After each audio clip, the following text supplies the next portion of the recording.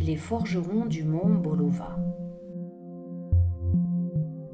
Tout le monde en Finlande connaissait de réputation le mont Bolova, mais personne ne l'avait jamais vu. Car tous ceux qui avaient tenté de s'en approcher étaient rentrés aveugles de leur expédition, sans avoir pu franchir l'épais rideau de brouillard qui enveloppait cette montagne en toute saison.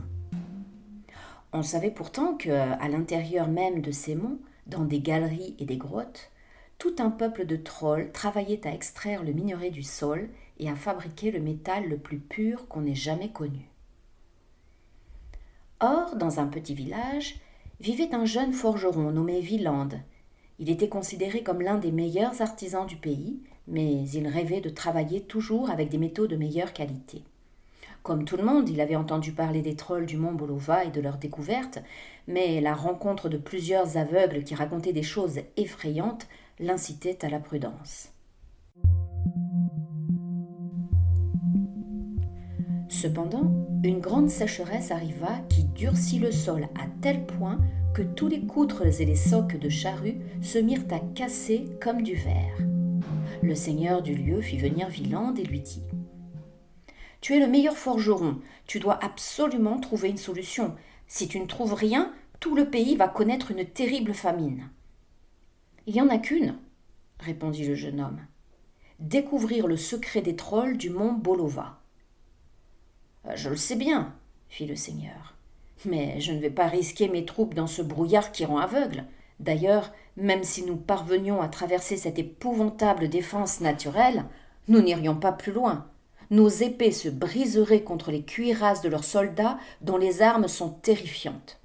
Non, non, tu dois absolument trouver autre chose. » Le forgeron réfléchit un moment, puis il dit : « Monseigneur, je ne vois vraiment aucun autre moyen. Je veux bien tenter de percer le secret, mais si j'y parviens, je veux avoir la certitude que vous ne m'obligerez jamais à fabriquer des armes avec ce nouveau métal. Je veux bien risquer ma vue pour le bonheur des hommes, mais pas pour leur malheur. » Le seigneur, qui était un homme de paix, promit à Viland de ne jamais rien lui demander qui fût contraire à ce que sa conscience lui ordonnait. « C'est bien, » dit le forgeron. « Dans 8 jours, je serai prêt à partir. »« Pourquoi 8 jours ? Pense aux semailles qui attendent. » »« Je ne peux rien vous dire, mais il me faut 8 jours pour me préparer. Sinon, je n'ai aucune chance de réussir. » Viland regagna sa forge et dit à son père qui lui avait appris le métier avant de lui laisser sa place : « Père, je vais vous demander de reprendre le marteau durant quelque temps. » Le vieil homme s'étonna, mais lorsque son fils lui eut expliqué son projet, il accepta. Et dès le lendemain, le garçon s'en alla dans la forêt, tandis que son vieux père, de l'aube au crépuscule, frappait sur l'enclume, à la masse et au marteau.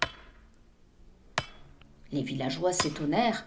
Certains commencèrent à murmurer que Viland était devenu paresseux, mais personne n'osa rien demander ni au père ni au fils. Enfin, au terme des 8 jours, Viland s'en alla, emportant un grand sac dans lequel il avait mis des vivres pour une bonne semaine. Sa disparition intrigua davantage encore que ses promenades en forêt, mais comme le vieux continuait de faire le travail qu'on attendait de lui, personne ne posait de questions. Simplement, on demandait parfois des nouvelles de Viland, et le père, avec un petit sourire mystérieux, répondait : « Ne vous faites pas de soucis. Il est allé chercher de quoi vous forger des charrues qui briseront même le rocher. » Et le vieux continuait de cogner sur l'enclume. 10 jours passèrent et, un beau soir, on vit revenir Viland, l'air fatigué mais souriant. Alors là, tout le monde se précipita en demandant : « D'où viens-tu ? Qu'est-ce que tu as fait ? Rapportes-tu du métal solide ?» Calmement, le forgeron déclara : « Je ne rapporte pas de métal, mais seulement le secret des trolls du mont Bolova. » Et repoussant les curieux, il s'enferma dans sa forge avec son vieux père qui pleurait de joie. De l'extérieur, les villageois qui s'étaient rassemblés virent fumer la cheminée, tandis qu'ils entendaient sonner comme de beaux carillons les marteaux et les masses. Enfin, après 3 heures d'attente, Ils virent s'ouvrir la porte. Wieland poussa devant eux une charrue au fer tout neuf. « Attelez 4 forts chevaux, ordonna-t-il. « Mais il faut aller dans un champ, dirent les laboureurs.